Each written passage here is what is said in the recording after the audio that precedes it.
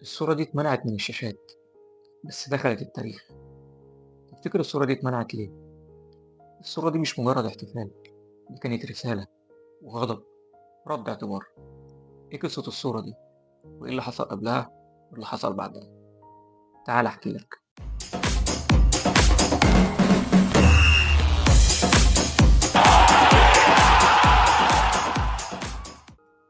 في سنة 1999 روبي فاولر لاعب ليفربول وقتها بيلعب مباراة قدام ايفرتون في ديربي الميرسيسايد، وكلنا عارفين حجم العداوة بين الفريقين. لكن اللي حصل قبل المباراة كان هو السبب في الصورة دي. جمهور ايفرتون طلعوا اتهامات إن روبي فاولر بيشرب مخدرات وكوكايين. اتهامات محدش عارف هي مجرد إشاعات ولا حقيقة.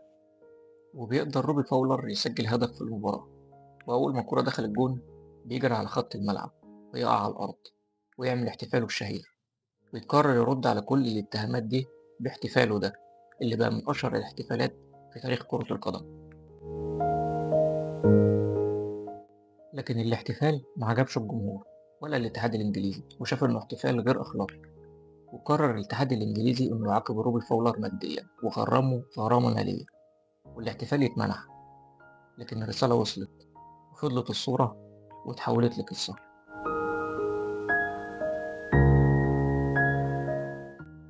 قول لي رأيك، هل ده كان مجرد رد فعل ولا احتفال غير مناسب؟ وقول لي في الكومنتات تحب تشوف مين الحلقة الجاية في سلسلة قصة بصورة. ما تنساش تعمل لايك وشير واشتراك في القناة وتفعل زر الجرس. سلام.